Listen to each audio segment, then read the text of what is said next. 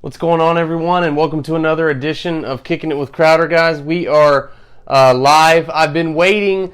I was waiting for the end of the Braves game, but I just started the show, and right as I came on, two-run double down the line by Austin Riley, literally as soon as I hit the start button for the show. And the Atlanta Braves are now up 5-2 against the Philadelphia Phillies in the bottom of the seventh inning. So I was going to wait until the end of the show. Into the game to do the show, but I ended up, just saying, hey, it's getting a little late. I thought the game would be over a little earlier. But doubled right down the third base line by Austin Riley. Awesome job by the Atlanta Braves. And now their magic number, if they win tonight, is 1 versus the Philadelphia Phillies. They can clinch their fourth NL East title tomorrow night. So welcome in, guys, to Kicking It with Crowder. This is a special episode. This is our 100th episode, guys. So it is brought to you by F&M Cigars, one of my sponsors. I just want to shout out to their owner, Brad Williams, for being one of our sponsors. And I want to talk a little bit about this cigar real quick, and just a little bit about it and why it's kind of special. This is a Live to Serve cigar. It is by Hiram and Solomon. So it is a cigar for warriors. So it is a special cigar. All their proceeds, benefit the Operation Cigars for Warriors. So it's a very special cause, and especially with being in Fort Benning, everyone's family member, someone in their family, grandfather, son, daughter, whatever it is, maybe has had someone in the military. So this is a great way to show them that you love them. Operation Cigars for Warriors. It's a great cause. Brad Williams has them for around $8.99, $9.99 there at the store at F&M Cigars right off 13th Street. So be sure to check those guys out. And thank you, guys, for bringing you this episode tonight. All right, so it's a milestone episode. It's a blessing. Thank you guys so much. I couldn't have done it without each and every one of you. If you've hit a like button, a share button, anything like that throughout this whole process, guys, I just want to say thank you. So, Kicking It with Crowder, episode 100, we made it. We got there. A lot of people didn't think this podcast would last, but I'm still here, and I'm still going strong. So, big NFL weekend this weekend with the NFL and college football. College football, SEC, there's a bunch of matchups. You got Alabama versus Ole Miss in 1-13 matchup. Lane Kiffin versus Nick Saban. Nick Saban, of course, 23-0 versus his former assistants. Will Lane Kiffin break that curse? And then you also have Florida taking on a really good Kentucky team. Probably Stoops' best team he's had at Kentucky. Finally has a quarterback that can push the ball down the field in Will Levis, the Penn State transfer. Can run the ball with Rodriguez. Has a very good offensive line. Can they beat Florida at home? Also, UGA Arkansas College Game Day 1-8. A lot of people didn't see this matchup being a top 10 game this early on, but Arkansas has impressed, beating Texas and Texas A&M at the Texas State Fair. Arkansas, Texas State champs. So, and then also you also have Auburn with the squeaker versus Georgia State. Bo Nix getting replaced by T.J. Finley, who will start at quarterback for the Auburn Tigers. Harsin hasn't really given an answer. And at this point, I think it may be Bo Nix. I think T.J. Finley will come in relief again, similar to what he did against Georgia State. But I think the best quarterback on this roster is Demetrius Davis, the true freshman out of Houston. But that's a story for another day. I think he's a kid who could get an opportunity very, very soon to prove that he could be the quarterback at Auburn. So big weekend of NFL, big weekend of college football. But it's very exciting, guys, because we haven't got to talk much baseball. We haven't talked much baseball, and you know why? It's because the NFL and college has just been, taking off so far, and, we just haven't had an opportunity to. So we've missed the St. Louis Cardinals winning 17 games in a row in September, heading in to the postseason. Just unbelievable numbers. Unbelievable what they've been able to do. Nolan Arenado. What's up, Billy? They also have Adam Wainwright pitching like a 25-year-old instead of like a 38, 39-year-old, however old he is. He may be 40. Adam Wainwright from Brunswick, Georgia. He's pitching really, really good right now. They have Molina behind the plate, and this team's just clicking on all cylinders. And what do they get rewarded with? They get rewarded with either the San Francisco Giants or the LA Dodgers. The San Francisco Giants have won 102 ball games. No one thought that was going to happen going into the season. And the Dodgers are the World Series champions from last year. So that's what they get rewarded with. The Atlanta Braves, like I said, their magic number, if they win tonight, is 1. Their magic number is 1. If they win tonight and they win tomorrow night, they clinch the division over the Phillies, and they will take on the Milwaukee Brewers. So,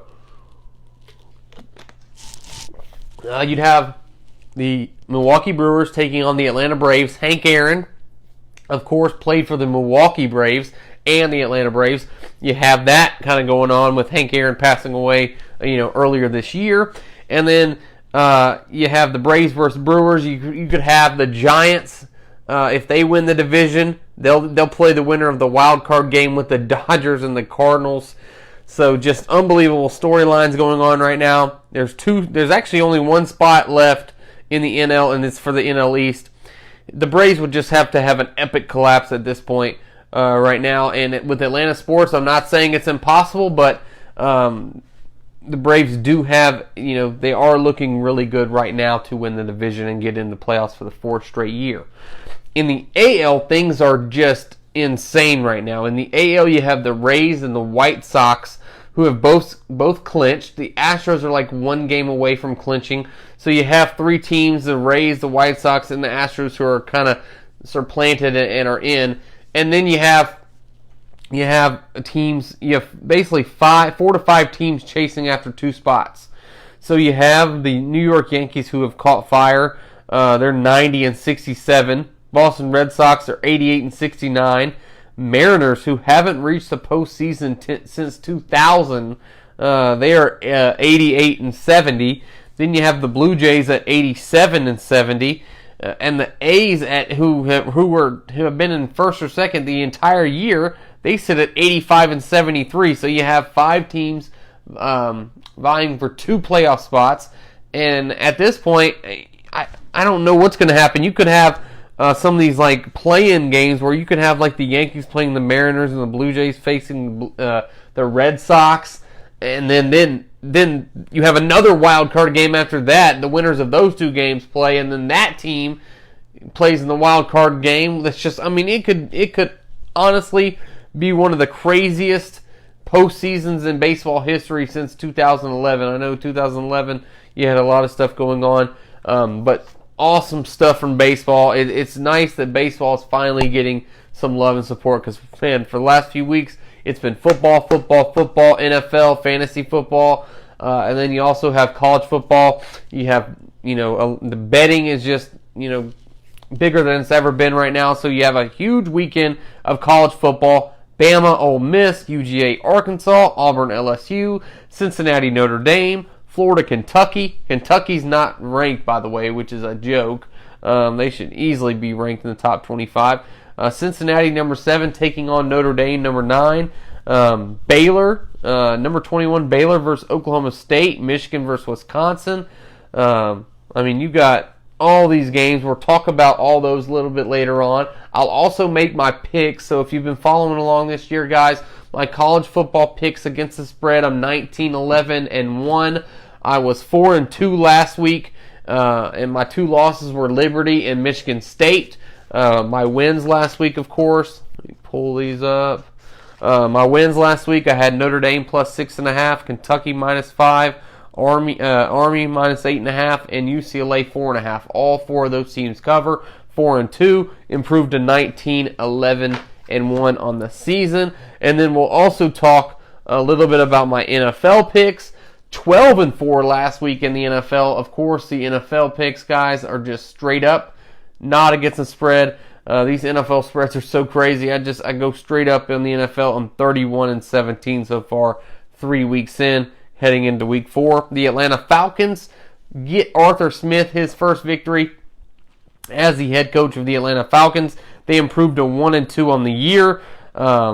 I'm just really excited that the Falcons got the win. Yes, they didn't play very well, but Matt Ryan did when it counted. He had the 72-yard drive to get the game-winning touchdown, or the game-tying touchdown, and then they put Koo in great field position with shots to Cordell Patterson and Kyle Pitts, and then Koo kicks his first game-winning field goal in his career. So big shout-out to the Atlanta Falcons and Arthur Smith on that victory, guys. So, like I said, episode 100, cannot believe it. 5-2 Braves right now over the Phillies. Their magic number will be 1 if they win tonight. So let's keep chopping and hope the Atlanta Braves get this victory tonight. Like I said, I want to thank y'all, each and every one of y'all, for anything you've done for my podcast. Liking it, sharing, commenting. If you can right now, guys, be sure to hit that like button, hit that share button down below. And then also, guys, like the page, share the post. Like the page, share the post. Like the page, share the post. I'm also on Apple. I'm on Spotify. I'm on the iHeartRadio app. I'm on YouTube. I'm on Twitter. Basically, anywhere you get your favorite podcast, guys, you can find me, okay? I am there. Anywhere you get your favorite podcast, I am there, guys. I also want to take a second to thank all of my sponsors. So this episode was brought to you by F&M Cigars. Like I said, 13th Street. You can find their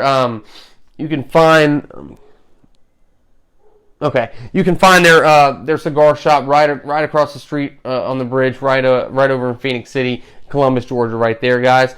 Also, I want to shout out Ivy Park Sports Bar and Grill. They are another one of my sponsors. We will be doing a live show. So basically, I'll be recording, doing a little bit different than I did the previous 2 weeks. I'll just be recording there, then doing trivia next Thursday night. Also, Greer Home Solutions. If you need any remodeling done around the house, you've been wanting to do it for a while, they now have financing. So please contact Jacob Greer if you need anything remodeling in the Columbus or Phoenix City area. And then also Crazy Daisy Incorporated, Kimberly Jordan. She is the owner and operator of that. If you need any flowers, weddings, bouquets for your girlfriend, Valentine's Day, guys. I know it's 6 months away, but it'll be here before you know it. If you need anything in town, please contact Crazy Daisy, okay? So let's go ahead and get into, I want to talk a little bit about the college football games going on this weekend, guys. And, the big one where college game day is, you have UGA and Arkansas. You have Sam Pittman, the former Georgia offensive line coach, who was really able to solidify some big offensive line prospects such as Andrew Thomas, Isaiah Wilson. Getting a guy like Isaiah Wilson, who, yes, he's had some NFL trouble since he's been in the league, but he was a top prospect in high school. Sam Pittman goes into Brooklyn, New York, gets him down to UGA. What do you know? 3 years later, he develops him into a first-round draft pick. Andrew Thomas, what does he do? He gets picked top 5 overall by the New York Giants. And now, actually, Isaiah Wilson has signed with the New York Giants. So they have not only Isaiah Wilson, but now Andrew Thomas on that roster. And a little bit other breaking news before we get in the NFL. Richard Sherman, guys, has signed with the Tampa Bay Buccaneers. He will be wearing number 5, and he is now playing for the Super Bowl champions. Tom Brady hit him up, hey, we need you, and he came on down to Tampa. So, not a lot of people thought this Arkansas football team would be very good this year, but they are proving a lot of people wrong. They go in. They beat the University of Texas, their former Southwest Conference rival, and they beat Texas down. Really just beat them down. And then this last week versus a good Texas A&M team and Jimbo Fisher, they're able to get the 20-10, 23-10 victory over A&M, and they kind of controlled the game from start to finish. They have, KJ Jefferson at quarterback, the big guy, kind of 6'5", 230 pounds, modeled his game after Cam Newton when he was growing up. So he's a very good player, and he's going to have to be very good versus this UGA front seven, who's actually allowing the defense is allowing 5 points per game. They're led up front by Jordan Davis, the should be All-American defensive lineman. Also, the outside linebacker, defensive end, Adam Anderson. Those two, that 1-2 punch right there, get the inside pressure, can get the outside pressure. And then also you bring in A guy like Nakobe Dean, his third year now in this system, knows his defense in and out, makes all the calls on the defense, and he flies to the football. He knows where the ball is. He can get to the play, and he can get to the football every single time. And he's just an animal out there. Nolan Smith is kind of, starting to live up to that number one player status, of course, from 2019. And then not only is this front seven good, they're going to get back a key piece of this defense. Tyke Smith, the third-team All-American from West Virginia, transfers over, suffers the foot injury in fall camp, and now he's back with Darnell Washington, the freak tight end from Las Vegas. He is now going to be able to pair with Brock Bowers, who has made a huge impact on this UGA offense. Had some big touchdowns last week. Scored in a variety of ways versus Vanderbilt. 1 rushing touchdown, 1 receiving. And, dude, UGA just beat the shit out of Vanderbilt. Like, they could not. Vanderbilt didn't even know what day it was out there. They're a bunch of smart kids, but they are not very good at football. They got the shit kicked out of them. And I felt sorry for him. I honestly felt sorry for him after it was 35-0 in the first quarter. So Darnell Washington and Tyke Smith both coming back. They missed the first 4 weeks. Brock Bowers will team up with Darnell Washington to form a nice little 1-2 punch. George Pickens is now starting to stretch and run routes and get some time in on the field. He's, of course, coming back from that ACL injury. I think this UGA defense is the best in the country. They definitely have the best front seven. Keely Ringo, a guy who I've mentioned over and over again on this show, is really starting to turn into his own out there at the cornerback position. So this game is more about what UGA is instead of what Arkansas is, sadly. And I think that Arkansas does score enough points to cover the spread. I think that UGA is going to win by 11, 12 points. I could see 41-30. I'm sorry. I could see 30-13, something like that, some type of score where Arkansas gets the late touchdown to maybe cover. I'm taking Arkansas plus 18, guys, and it's only because I think Arkansas can score about 10 points, and I think that this Arkansas defense can hold JT Daniels. They have some tremendous players in the secondary for Arkansas, and they also have a really dynamic player in Treylon Burks, the wide receiver. So that's a guy that this UGA defense, probably the most explosive player they played this year. So really excited to see this UGA-Arkansas matchup. Like I said, I like UGA by about 12 to 15 points, 30 to 13, 27 13, somewhere around there, guys. And I think this UGA team is going to get it done. But I like Arkansas with 18 points. It's a lot of points for me. Like I said, Arkansas is led by KJ Jefferson, and then wide receiver Treylon Burks had 375 yards in 4 games last year. The year before had 820 yards, 50 catches, 7 touchdowns. They also have a really good quarterback corner, Jalen Cotlin. So I'm excited to see this Arkansas team match up with this UGA team, who's probably been the most dominant top, beginning to end so far. All right, then we're going to talk a little bit about Bama Ole Miss, and this is a matchup versus Lane Kiffin. Lane Kiffin versus this Alabama team, Nick Saban. The Nick Saban assistants are trying to get their first victory versus Nick Saban. I cannot believe he has literally beat every single assistant coach that coached under him. Lane Kiffin, Steve Sarkisian. I guess he hasn't played Steve Sarkisian yet, but Jim McElwain, Lane Kiffin, Kirby Smart. I mean, the list goes on and on of assistants who tried to beat Nick Saban and just couldn't. Matt Corral is going to be the best player that Alabama has played this season. Anthony Richardson, of course, did not play when Florida played Alabama. I think he would have had an argument Matt Corral on that, but Matt Corral is probably the leader right now in Las Vegas. What's up, Tony? Matt Corral's the leader in the clubhouse right now for the Heisman Trophy. The guy can run, the guy can throw. Those type of quarterbacks do seem to give Alabama some trouble. They've lost some games to quarterbacks like that in the past. Now it's been years, but it has happened. So this Alabama defense is very good, but they did give up some points versus Florida.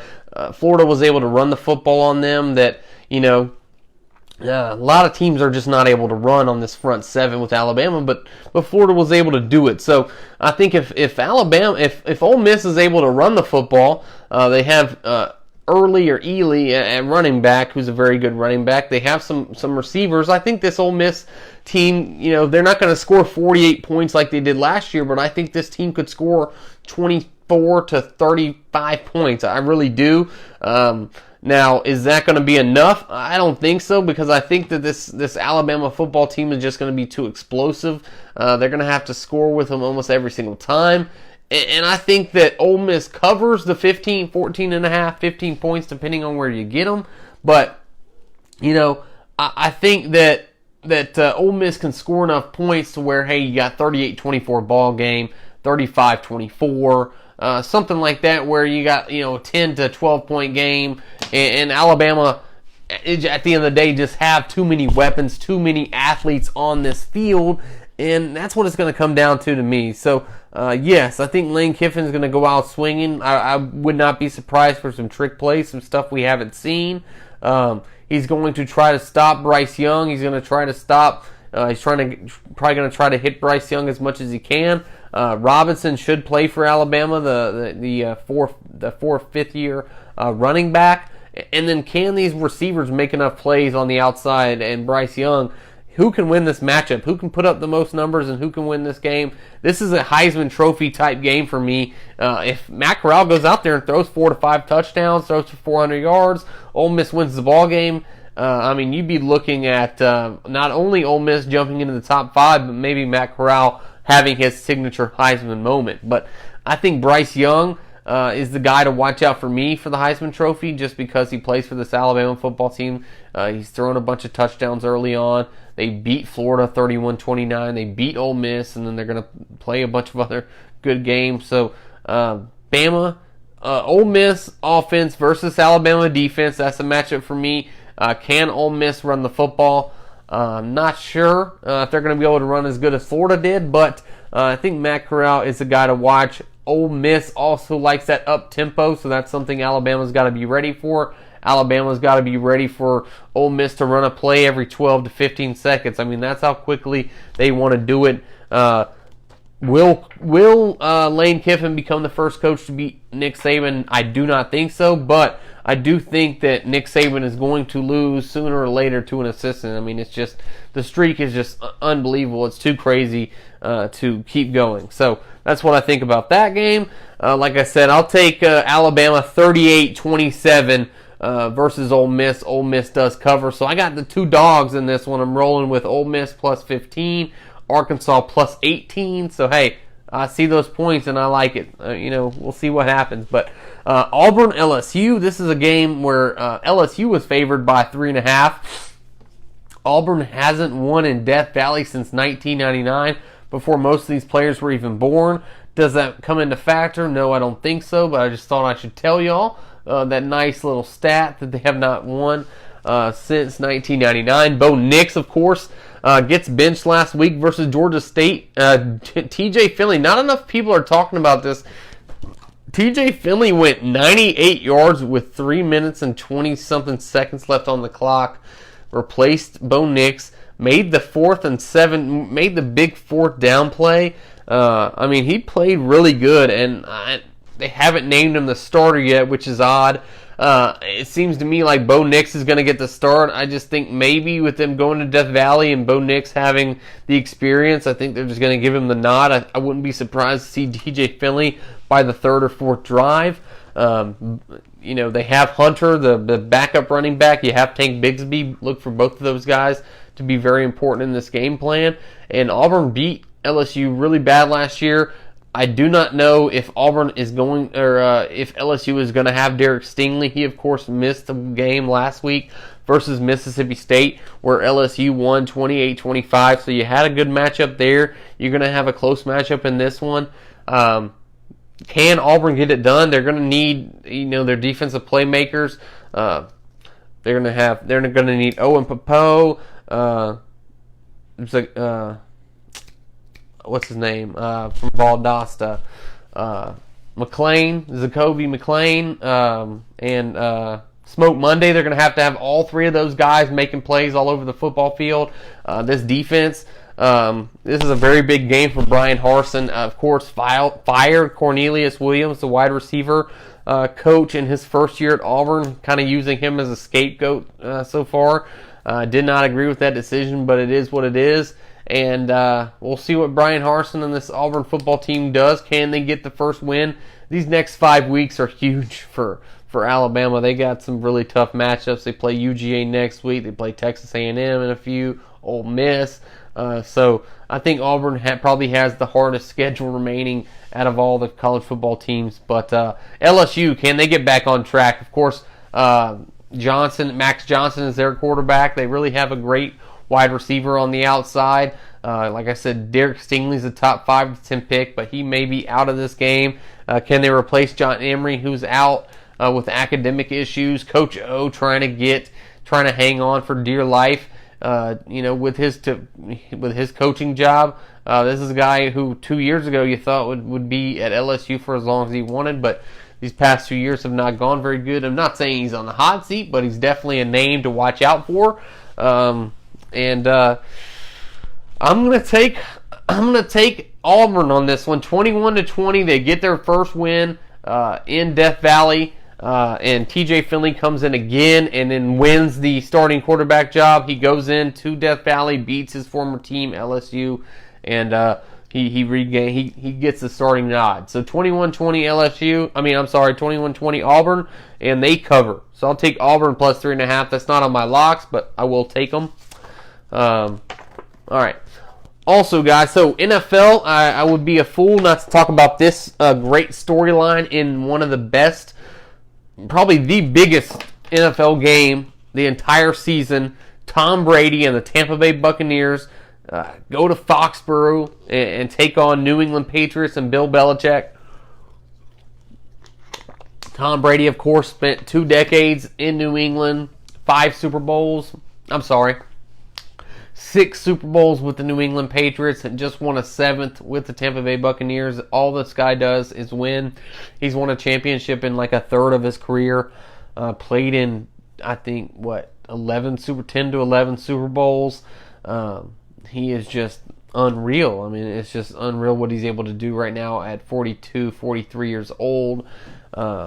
People said he couldn't play past 35. He's basically had like 2 careers. If you break his careers down, he's basically had 2 different careers. And the Atlanta Braves guys are up in the top of the 8th, 7-2. Philadelphia has runners on 2nd and 3rd with 1 out. Tyler Matzik is on the mound for the Atlanta Braves. I'm going 31-13 LSU. Damn, Tony, you think it's going to be like that? I don't know. I think this game is normally close. I'm going Auburn in a close one. We'll see what happens. But, yes, Tom Brady and the Tampa Bay Buccaneers, after that beatdown they took from the LA Rams, try to get things right on track against the New England Patriots, who are 2-1. Both teams 2-1 heading into this game. And he's also going to bring Gronkowski with him. And he's also going to bring Antonio Brown, who was briefly with New England Patriots. So that should be a pretty good matchup. And also, like I said, Richard Sherman has signed with the Tampa Bay Buccaneers as well, the former Seattle Seahawk and San Francisco 49er. All right, so I want to talk about my NFL picks last week, guys. I was 12-4 in my NFL picks. I had Carolina, Arizona, Tennessee, Baltimore, Buffalo over Washington, New Orleans over New England. And then my first loss was Kansas City over the Chargers. I lost that game. Did take Atlanta over the New York Giants, Cleveland over Chicago, I had Pittsburgh over Cincinnati, so that's my second loss. Had Denver over the Jets. The Rams over the Tampa Bay Buccaneers. Yes, I really liked the Rams last week versus Tampa Bay. If you don't believe me, run back to last week's podcast. It's on there. I had the Las Vegas Raiders versus Miami. I had Seattle over Minnesota, so that was a loss. And then I had Green Bay over San Francisco, and then Philly over Dallas. So my 4 losses, guys, I had Philly lost, Seattle lost, Pittsburgh lost, and Kansas City lost. So what's up, JT? So those were my 4 losses. I went 12-4 on the week. So 3 weeks in, guys, picking straight up in the NFL, 31-17. I'll take those numbers each and every week, especially 12-4 last week. That was a really good week, hitting 75% of my picks. So I want to talk a little bit about this week's picks, and we'll start on Thursday night. We'll start with Cincinnati versus Jacksonville, and this Jacksonville team just cannot get it together. Urban Meyer would not be surprised if he fakes a heart attack at some point during the season and he is gone from the Jacksonville Jaguars, but he gets healthy enough to go coach USC. I guarantee that happens before the end of the season. Jacksonville Jaguars are bad. Trevor Lawrence is going to have one of the worst rookie seasons ever, and they haven't won a game in 18 straight games, so when will they win a game? Who knows? Cincinnati will beat them. Joe Burrow, the much better quarterback right now at this point in his career. I'll take Cincinnati in those nice silky white uniforms versus Jacksonville on Thursday night. Sunday in the bins, we have the Atlanta Falcons taking on the Washington football team, and I will be there this Sunday, and we can only hope that they play better than they did against the Philadelphia Eagles in their first game when they got beat 32-6. Got the shit kicked out of them. But I'm taking Atlanta. I'm not going to pick against them. I did pick against them one time this year, and it worked out for me. Tampa Bay did beat them. But I picked Atlanta last week versus Giants. I'm picking them this week versus shitty NFC East. Let's go Atlanta. Buffalo over Houston. This is a quick and easy one. Josh Allen. I'll take Buffalo. Detroit versus Chicago. Yes, I have Detroit beating Chicago. Detroit is 0-3, but they have played very good. They barely lost to Baltimore when it took a 66-yard field goal from Justin Tucker to win that game. So I'm going to take Detroit over Chicago, and Matt Nagy gets fired. He's out of there. Dallas over Carolina. Yes, Carolina's 3-0. They haven't really played anybody. Dallas is a lot better than people think this year. I'll take Dallas versus Carolina, giving Sam Darnold his first loss in a Panthers uniform. This one is a tough one for me. Indianapolis versus Miami. Miami sitting at 1-2. Indianapolis, guys, 0-3. I think they get back on track this week. I'll take the Indianapolis Colts. And Jacoby Brissett, of course, is facing Indianapolis in a, he used to play for them, but I'll take Indianapolis in this game. Chiefs versus Philly. I think Kansas City gets back on track and gets back to 500, 2-2. Cleveland, Minnesota. I really like this Cleveland team. Going to be picking them a lot this year. New Orleans versus Giants. Giants are hot garbage. I'll take New Orleans. Tennessee versus Jets. Jets are hot garbage, so I will take Tennessee. Tennessee gets back on track, gets to 500. Arizona, LA Rams. LA Rams, this is a battle of two 3-0 teams. Kyler Murray is 0-4 versus the LA Rams. I'm going with Matt Stafford, going to be in the MVP conversation this entire year. Sean McVay and him work really, really well together. Seattle and San Francisco. So this, for me, is tough. San Francisco sitting at, what are they? They're sitting at 2-1. Seattle at 1-2. I'll take Seattle to get them both at 500. But this is a toss-up game. Wouldn't be shocked if San Francisco won. Baltimore versus Denver. This Baltimore team is a very good team. They've played some close games. They played Detroit close. They played the Chiefs close. They also lost the Raiders week 1. So they're sitting at 1-2. And Denver... I'm sorry, they're sitting at 2-1. And Denver's 3-0, but they've played both New York teams, and I think who else have they played? They played the Giants, they played the Jets, and they played, who else did they play? They played Jacksonville, I think, yeah. So, like I said, Denver has not played anybody. I'll take Baltimore in this game. They get to 3-1, and so does Denver. They'll drop down to 3-1. Tampa Bay versus New England, and this is a Sunday night matchup. I really expect Tampa Bay to just kick the shit out of New England. Like, truly, like, Tom Brady is going to throw for like 5 touchdowns, like 400 yards. Gronkowski, I think he's going to go off. They're going to try to get Gronkowski involved early and often.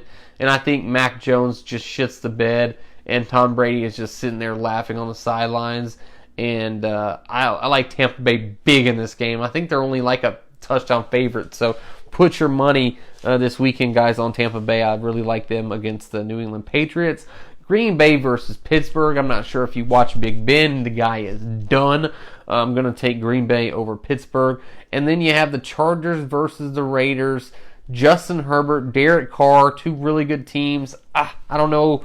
I'm going to take the Chargers in this one. I think the Raiders have just, they've been remarkable. 3-0 so far to start the season. The Chargers should really be 3-0 as well. They're 2-1.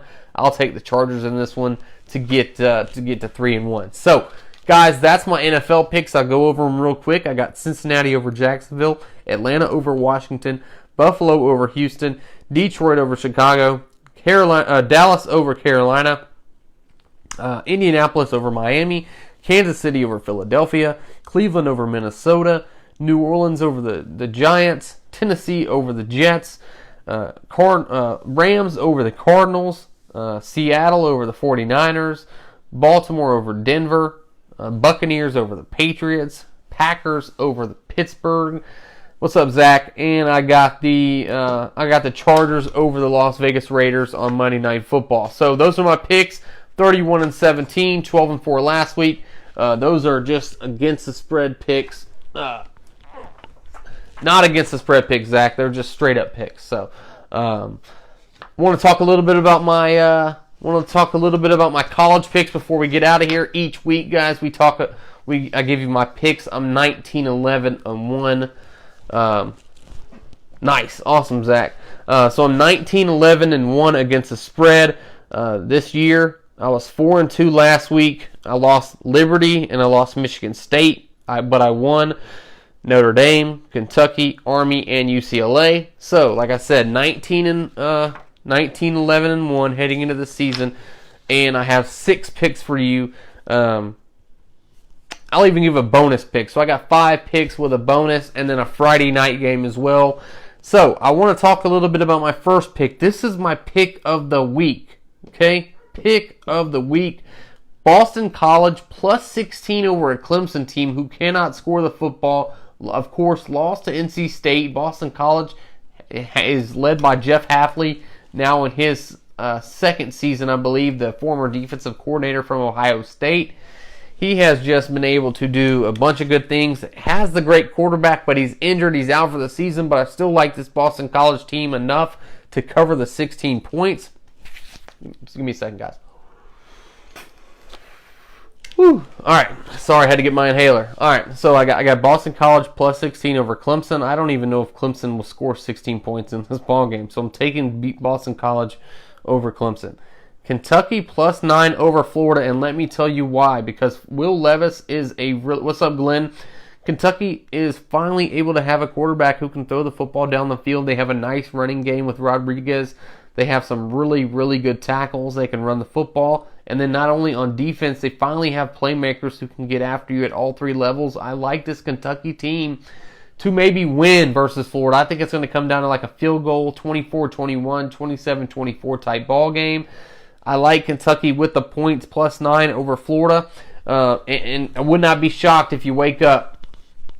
Yes, I'm telling you, take BC. I don't know about the money line with Boston College. I think Clemson can still get this victory, but Boston College plus 16 all day, Glenn. Am I right?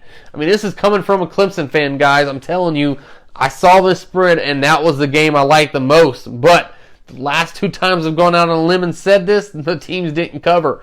So, Boston College plus 16, Kentucky plus 9. Going with another SEC team to cover, plus 15, Ole Miss.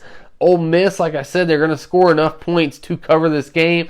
Alabama and Nick Saban, they're going to be pulling their hair out, dealing with Matt Corral, a guy who can just make quick decisions. He can run the football. He can throw the football. They try to run a play like every 12 to 15 seconds. Lane Kiffin's going to have this defensive coordinator, Nick Saban, pissed off at halftime. And I think Ole Miss is able to run the football on Alabama. Not as good as Florida did, but I think they're going to be able to do it.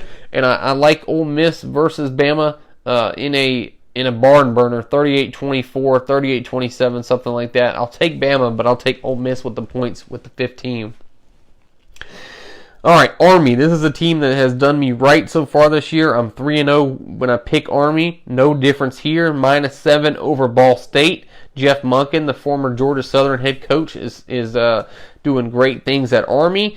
And then I got Arkansas, guys, plus 18.5 over UGA. I just think that Sam Pittman is just too good of a coach to go in there and get blown out by more than 18. If you remember last year, UGA was big favorites versus Arkansas, and they really kept it close. So I'm telling you, I like Arkansas plus 18.5, plus 19. If you can buy the extra half point or the point, always do that, guys. So I will take Arkansas plus 18.5. So my first 5 picks, guys, I got Boston College plus 16 over Clemson, Kentucky plus 9 over Florida, Ole Miss plus 15 over Bama, Army -7 over Ball State, and Arkansas plus 18.5, plus 19, depending on where you get it, over UGA. And yes, you're right, Tony. Kentucky does need to stop turning the ball over. They've ran the ball well. Levis can really hit some teams with that play action. Their defense is playing good. If they can get some turnovers, I really think they could beat Florida. But I will go with Florida in the game like 24-21, 24-20. But I'll take Kentucky with the points. And then my 2 bonus picks, guys. So I'll go Iowa on Friday night, my Friday night bonus pick. I'll go Iowa -3.5 over Maryland with the top 5 Iowa team going on the road. It's going to be a testy type game, but I will say that I think Iowa wins the game 27-17. They do cover the 3.5. And then Cincinnati, guys, -2.5. I would just go money line on this one. And this isn't going to be one of my picks, guys. So those are my 5 picks with my bonus Iowa pick. Those are my 6 picks that are going to count for the show. But I'm going Cincinnati -2.5 or money line over Notre Dame. I think that Desmond Ridder and the Cincinnati team are for real. They are going to be a playoff team. If they go undefeated, they will be in the playoff. I truly believe that with them playing Notre Dame, and they also have another good team in a few weeks as well. I think Cincinnati can maybe crash the party. Maybe they get killed in the playoff, maybe they don't, but I think Cincinnati has the team to do it, guys. So if you missed my picks, here they are. Glenn is on the chat. He says he loves them. I didn't bribe him, so that's just what he's saying. So Boston College plus 16 over Clemson, Kentucky plus 9 over Florida, Ole Miss plus 15 over Bama, Army -7 over Ball State, Arkansas plus 18.5, plus 19 over UGA, and Iowa -3.5. May want to buy a point and get it down to 2.5 over Maryland. And then the pick that doesn't count, guys, Cincinnati money line over Notre Dame. I like that upset, and that's what we got so far. Remember, I'm 19-11-1 on the season, 31-17 in the NFL, guys. Be sure to get those picks out. And tell your friends about my podcast, guys. This was my 100th episode, man. Thank you guys so much. One more time, big shout out to all my sponsors. This show was powered by F&M Cigars in Phoenix City, Alabama. If you haven't already, be sure to go check them out. Tell them Kicking It with Crowder sent you down there. And then I'm also sponsored, guys, by the Ivy Park Sports Bar and Grill, Greer Home Solutions, and Crazy Daisy Incorporated. And we'll be back at Ivy Park. If you're in Columbus or the Phoenix City area, guys, we'll be live on location at Ivy Park doing my show. We'll be recording my show with like everyone in the background, the bar in the background. I'll just be doing like this in the bar. And then we'll have trivia followed from about 8 to 9, man. So, hey, thank you guys so much. I really appreciate you guys tuning in each and every week. I appreciate the kind words, Glenn, down there in the chat. Thank you, man, so much. I really appreciate you. And until next time, guys, share this out, like this. Let's get this out there. And be sure to check out download my show on Apple, Spotify, all that stuff as well, guys. Thank y'all so much for tuning in tonight. I appreciate it. I'm out. Let's go.